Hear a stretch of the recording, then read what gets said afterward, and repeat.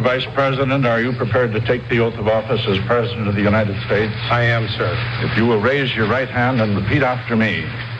I, Gerald R. Ford, do solemnly swear. I, Gerald R. Ford, do solemnly swear that I will faithfully execute. That I will faithfully execute the office of President of the United States. The office of President of the United States. And will, to the best of my ability. And will, to the best of my ability. Preserve, protect, and defend. Preserve, protect, and defend the Constitution of the United States. The Constitution of the United States. So help me God. So help me God. Congratulations, Mr. President.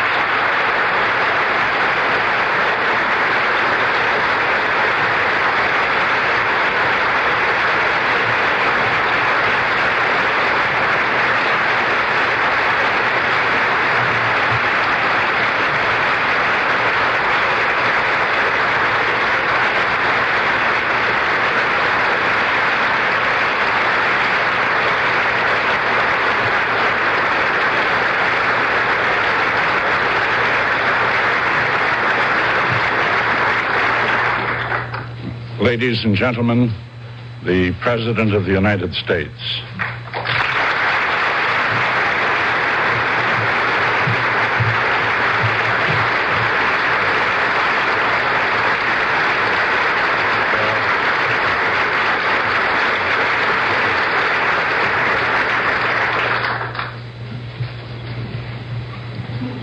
Mr. Chief Justice, my dear friends, my fellow Americans, the oath that I have taken is the same oath that was taken by George Washington and by every president under the Constitution.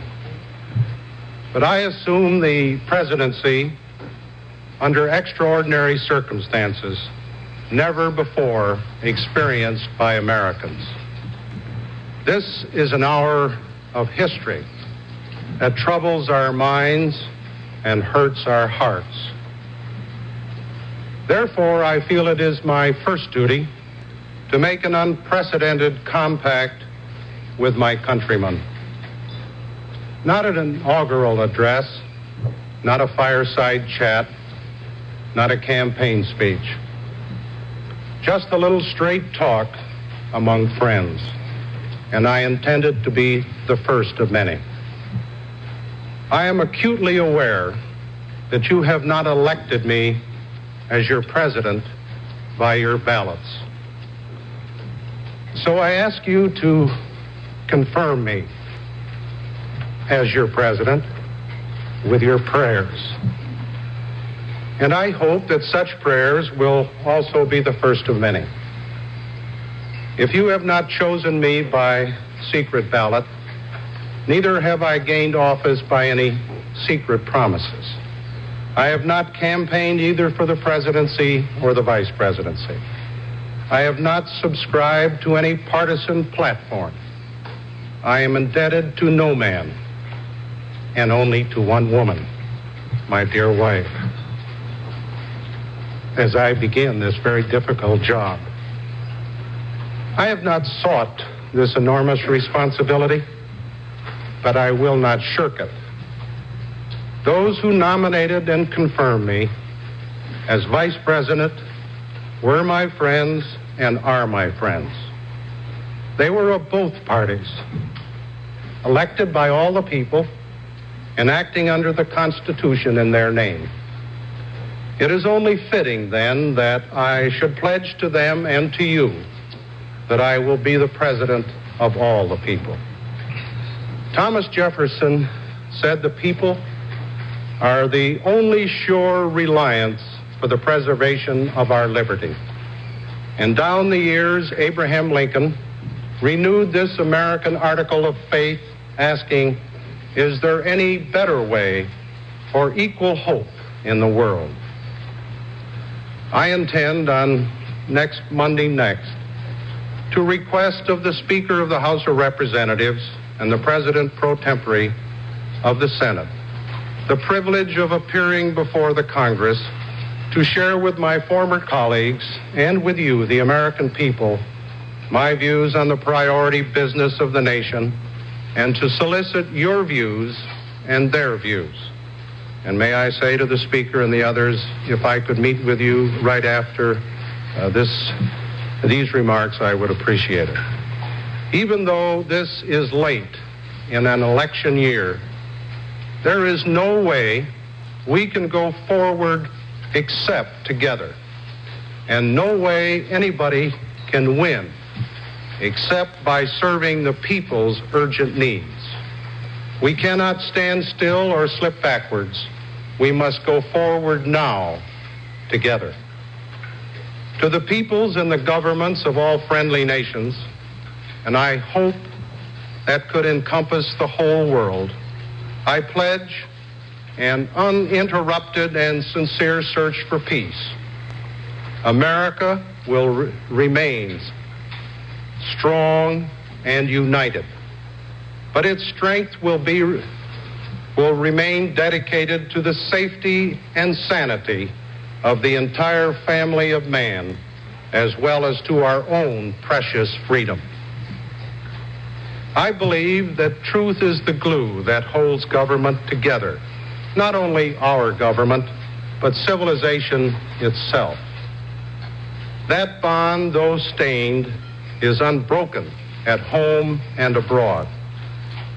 In all my public and private acts as your president, I expect to follow my instincts of openness and candor with full confidence that honesty is always the best policy in the end.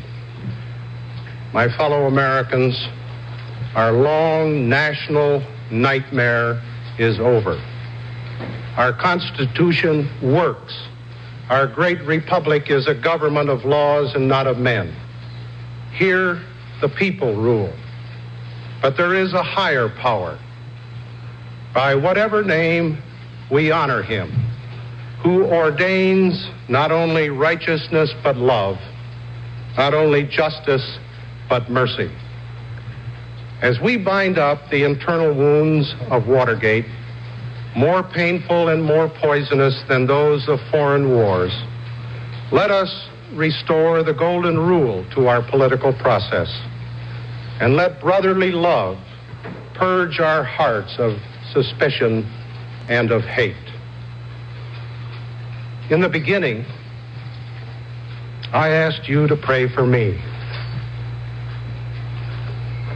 Before closing, I ask again your prayers for Richard Nixon and for his family. May our former president, who brought peace to millions, find it for himself.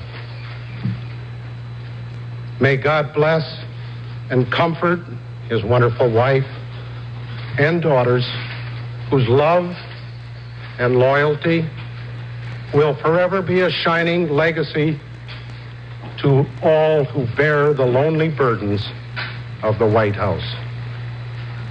I can only guess at those burdens, although I have witnessed at close hand the tragedies that befell 3 presidents and the lesser trials of others.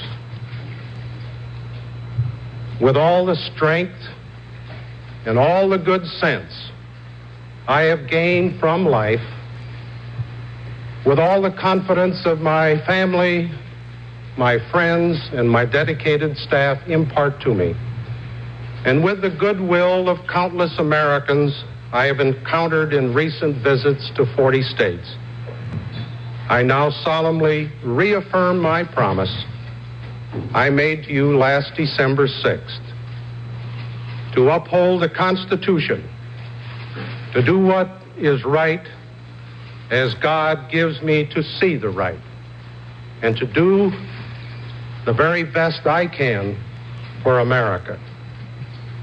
God helping me, I will not let you down. Thank you.